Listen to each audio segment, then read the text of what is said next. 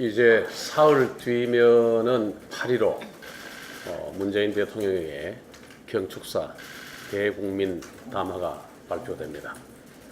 대한민국의 기업이, 시장이, 국민이, 일본이, 북한이, 미국이, 전 세계가 주목하고 있습니다.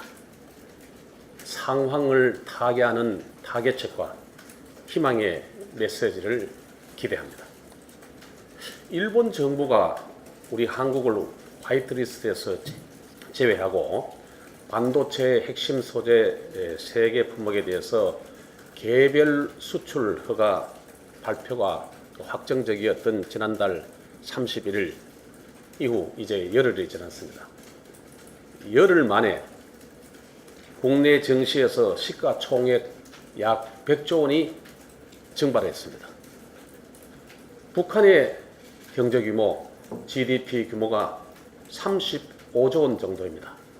그러니까 북한 GDP의 3배 정도가 단 열흘 만에 사라진 겁니다. 1965년에 한일 청구권 협정이 맺어졌는데 그 이후 한일 간의 경제 격차 어떻게 줄어져 왔는지 한번 보도록 하겠습니다. 시장 경제, 자유무역 흐름이 어떻게 줄어왔는지를 한번 보겠습니다. 65년, 지금부터 54년 전에 일본의 경제 규모는 한국의 30배였습니다. 30년이 지난 95년에는 10배로 줄어듭니다. 작년에는 3배로 줄어들었습니다.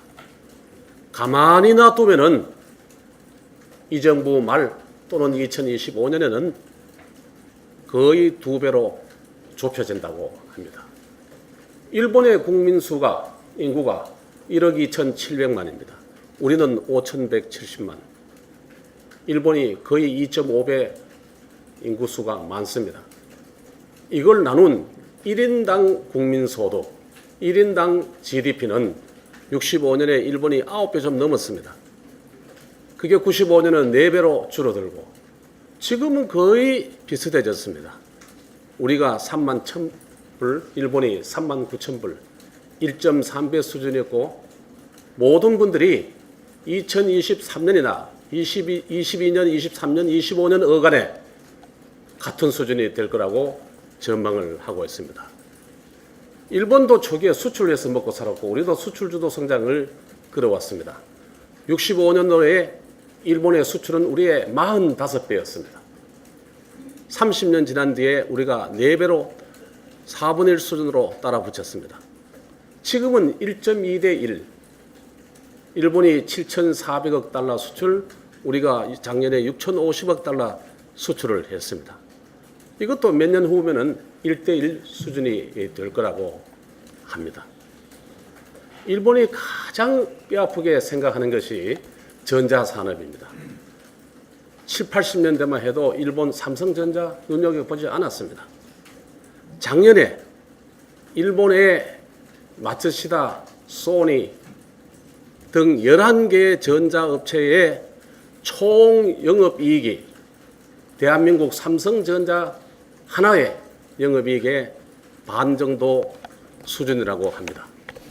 이 지표들 일본이 잘 알고 있습니다. 지난달 31일 1일 일본 방문했을 때 일본 의원들 19동성으로 이와 같은 추이 얘기를 했습니다.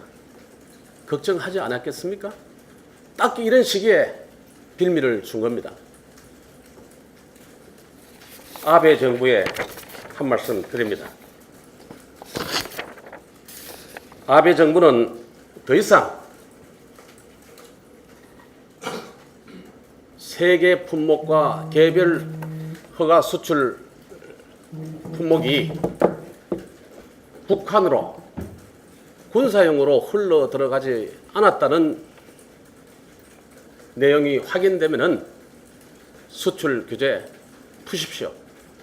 그것이 일본이 매우 일본적이고 소심하던 아베가 결정한 대책을 되돌려 놓는 지름길이라는 말씀을 드리면서 자유무역으로 되돌려 놓아야 된다고 생각합니다. 그리고 문재인 대통령께 말씀드립니다. 일본이 얘기하는 수출 규제 명분을 해소할 카드를 준비하시고 한일 양국의 경제와 미래를 늪으로 끌고 가는 이 어두운 국면을 타개하는 희망 메시지를 던져주시기 바랍니다.